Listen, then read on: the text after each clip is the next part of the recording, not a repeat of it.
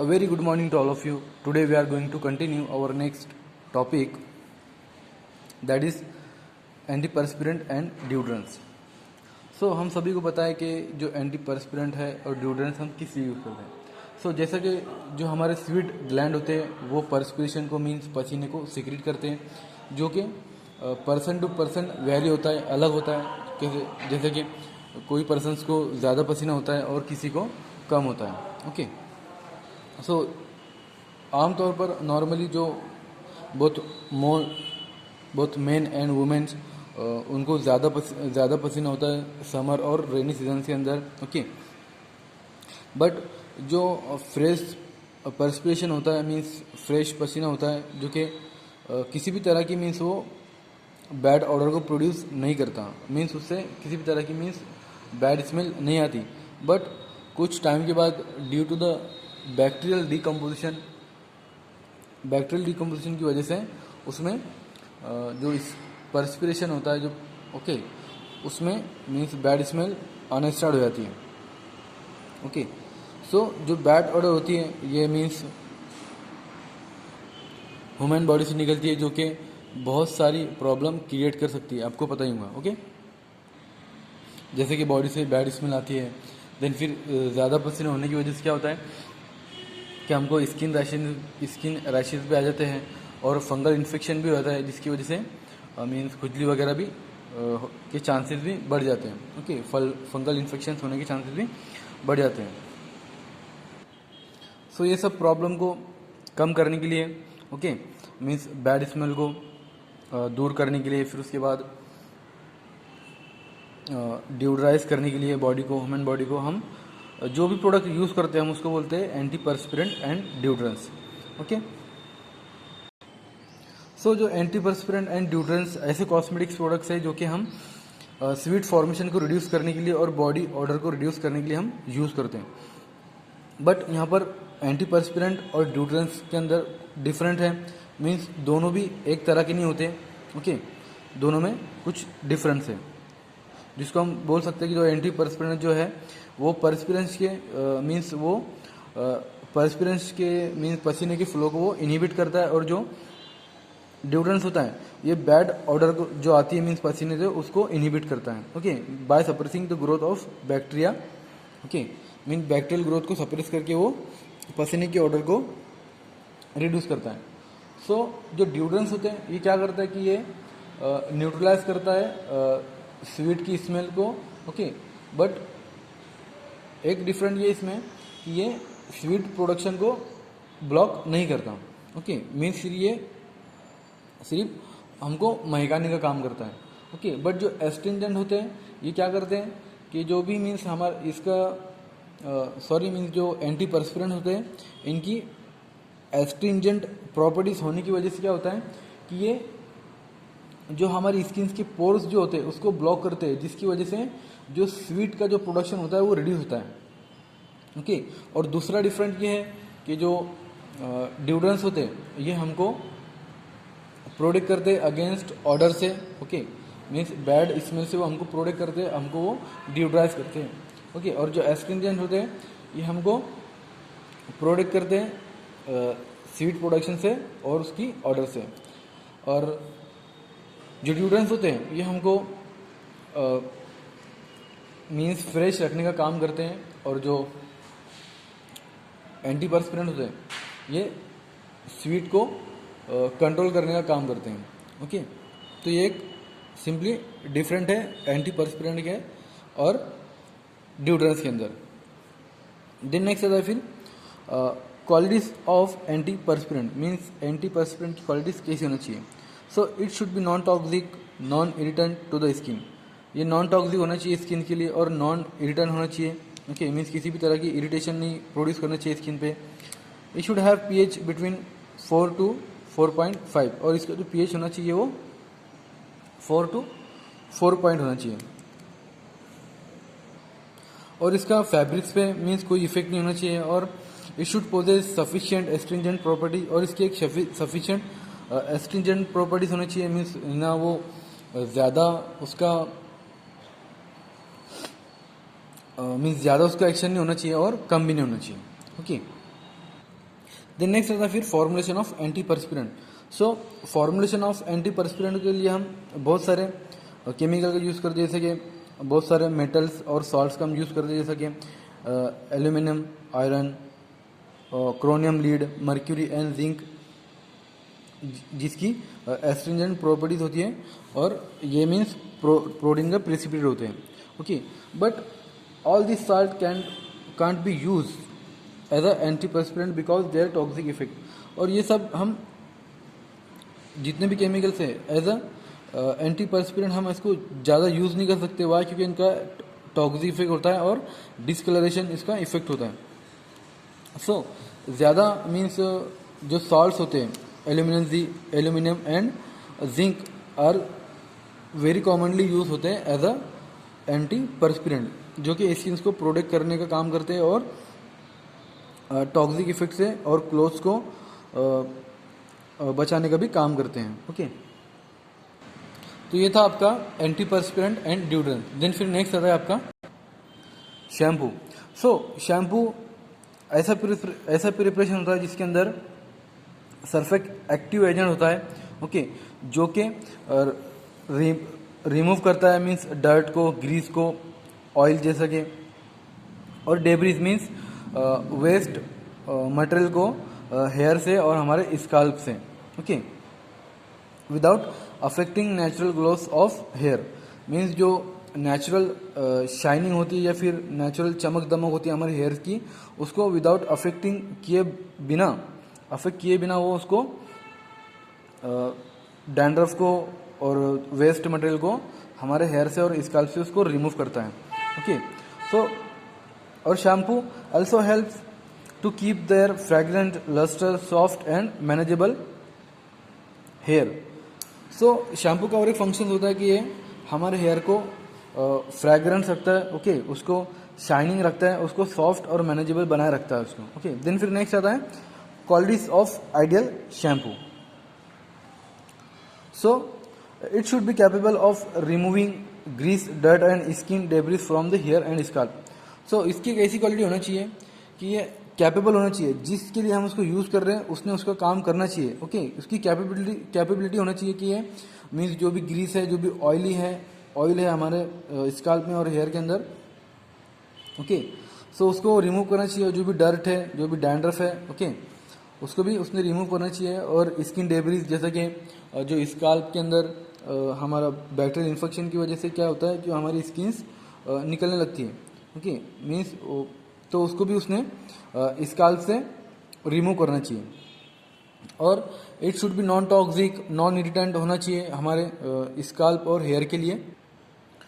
Then it should be provide sufficient fragrance to the hair and after its use. So इसने हमारे hair को means एक sufficient fragrance, okay, खुशबू उसने provide करना चाहिए. ओके, उसके यूज़ करने के बाद. And it should be effective in a small amount, और ये स्मॉल अमाउंट के अंदर इफेक्टिव होना चाहिए. ऐसा नहीं कि हम पूरा शैम्पू का जो पाउच है वो सर पे उंडे ले रहे तब भी उसका वो इफेक्ट नहीं शो कर रहा है. Okay, then it should be easily removed by washing with water. और शैम्पू ऐसा होना चाहिए कि हम उसको लगाकर सर पे अगर वाटर डाल रहे उस पर सर को धो रहे अच्छे से तो वो इजीली मीन्स निकल जाना चाहिए. ऐसा नहीं कि उसको पानी डालते जा रहे तो निकल रही है. ओके, इतना उसके अंदर सरफेस एक्टिव एजेंट भी नहीं होना चाहिए. Okay, it should produce sufficient form both in the hard and soft water. जैसे कि उसने सफिशिएंट फॉर्म को प्रोड्यूस करना चाहिए. ऐसा नहीं कि निस्ता फिर फॉर्म ही निकलते जा रहा है उससे. ओके, हम पानी डाल रहे हैं फिर उसको सर को हम अच्छे से वॉश कर रहे हैं तो उससे फॉर्म निकलते जा रहा है. ओके, ऐसा नहीं होना चाहिए. It reduce fulfilness and smoothness of the hair shaft. It make the hair soft and shining. और इसने हेयर को सॉफ्ट और शाइनी बनाए रखना है. ओके, मीन्स इसकी एक ऐसी क्वालिटी भी होनी चाहिए कि इसने हेयर को शाइनिंग भी रखना है. ओके, और उसको स्मूथ बनाए रखना है. देन नेक्स्ट आता है फिर टाइप्स ऑफ शैम्पू. तो बहुत सारे शैम्पू जो है मार्केट्स में अवेलेबल है. जैसे कि हम मेडिकेटेड शैम्पू यूज़ करते हैं. मेडिकेटेड डैंड्रफ शैम्पू, डैंड्रफ को क्लीन करने के लिए मीन्स, और जैसे कि उसमें एंटी फंगल एजेंट होता है. ओके, सो जिसको हम डैंड्रफ को क्लियर करने के लिए यूज़ करते हैं। बहुत सारे ब्रांड होते हैं एंटी डैंड्रफ के, डैन क्लियर एक है, ओके। बहुत सारे ब्रांड होते हैं जो कि डैंड्रफ को कम करने के लिए यूज़ करते हैं हम, आप देखते होंगे मार्केट में, ओके। देन फिर आता है next powder shampoo, clear liquid shampoo, gel shampoo, soap shampoo, cream और paste shampoo.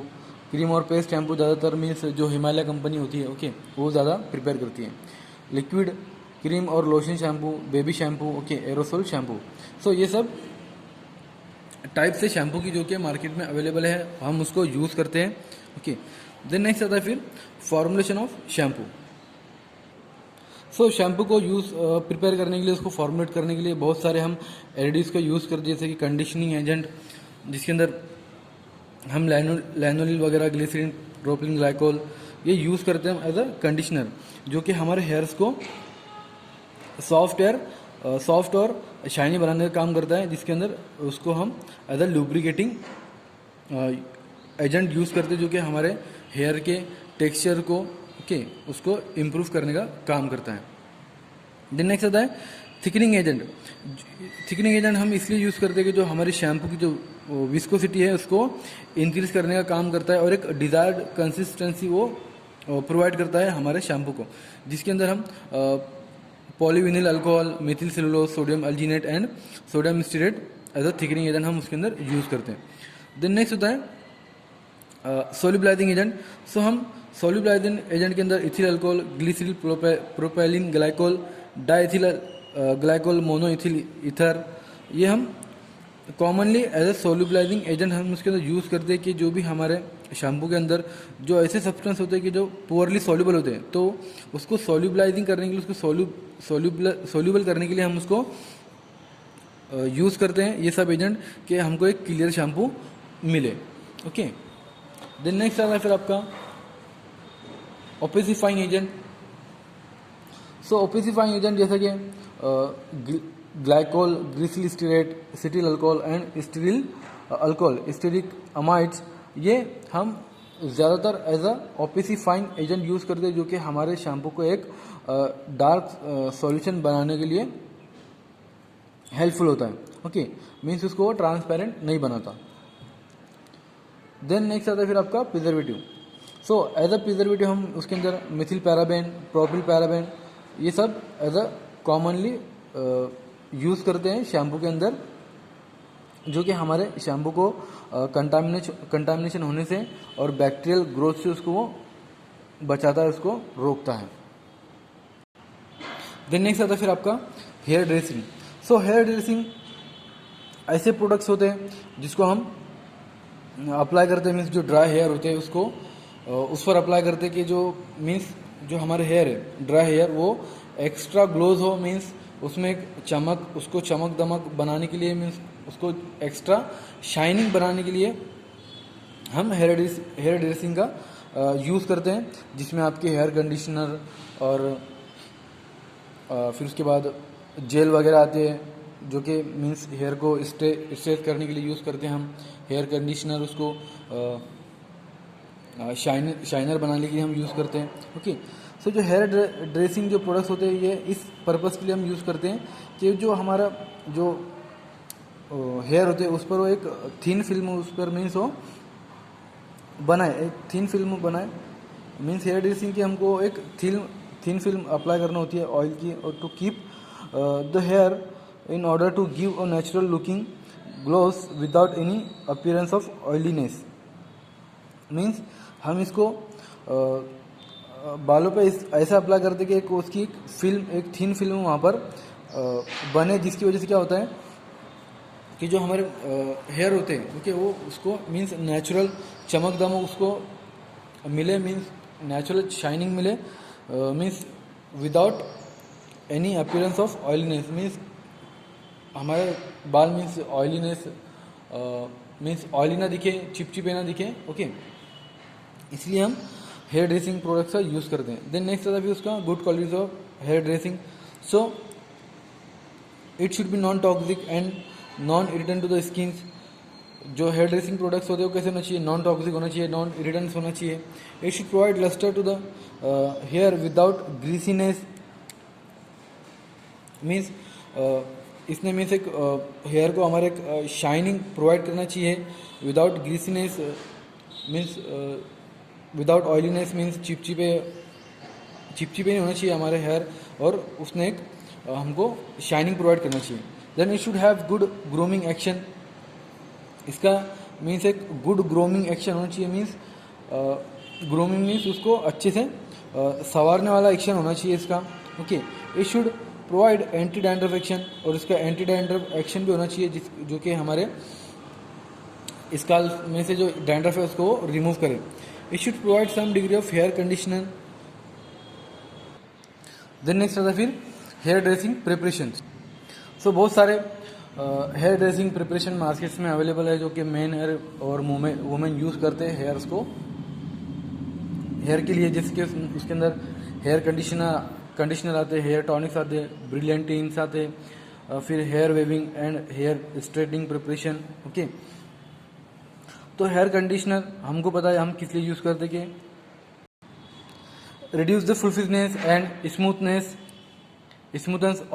of the hair shaft. Okay, then hair को मोर ग्लोसी और मैनेजेबल बनाने के लिए, उसके टेक्सचर को सॉफ्ट करने के लिए हम हेयर कंडीशन का यूज़ करते हैं।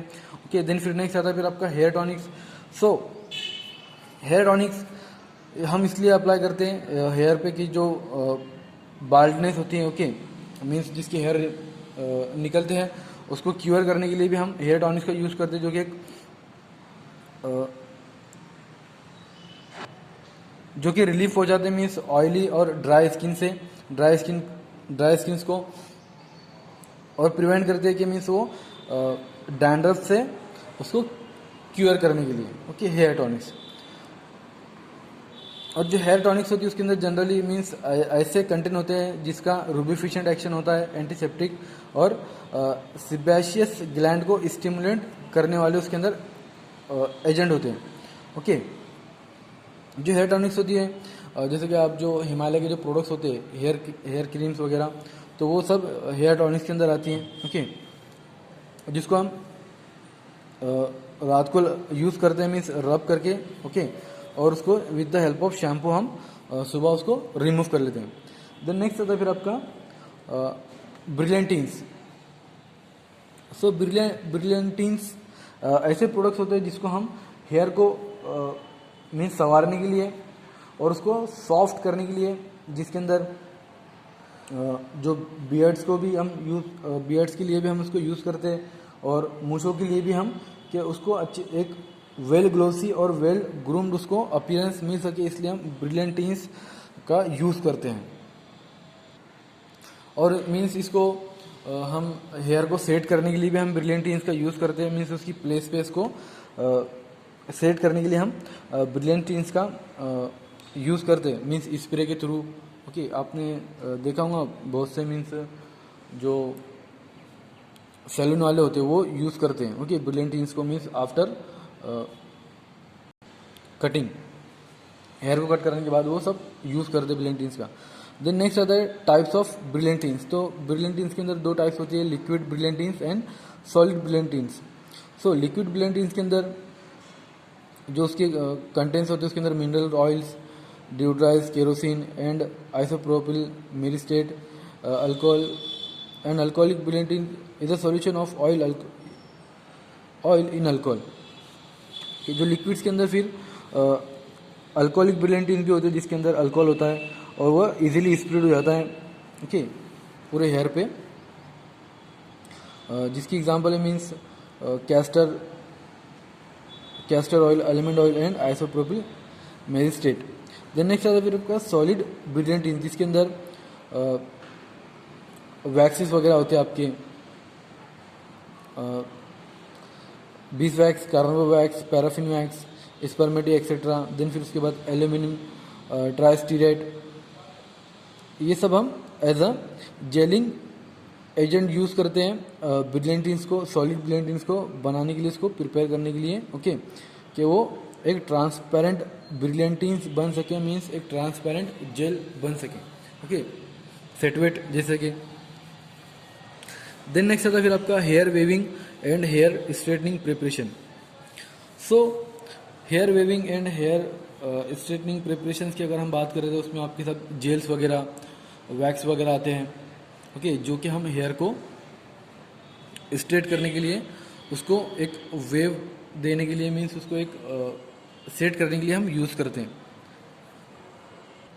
मीन्स हेयर को एक स्टाइल करने के लिए हम ये सब प्रोडक्ट्स का यूज़ करते हैं। और जिनके जो हेयर मीन्स करली होते, थोड़े मीन्स घुंघरालू जिनके बाल होते, तो उनमें मीन्स ऐसी इच्छा होती है कि वो उनके बाल को स्ट्रेट करें, तो वो सब ये प्रोडक्ट्स का यूज़ करते हैं। और बहुत सारे मीन्स हेयर स्ट्रेट जो मीन्स बहुत सारे मीन्स इलेक्ट्रॉनिक प्रोडक्ट्स भी मिलते हैं हेयर को स्ट्रेट करने के लिए।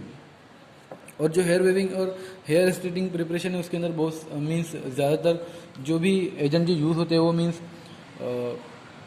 गम karaya, gum acacia, gum tragacanth, gelatin, sodium carbonate and borax, glycerin and alcohol etcetera, ये सब हम उसके अंदर उसको प्रिपेयर करने के लिए हम यूज़ करते हैं। ओके।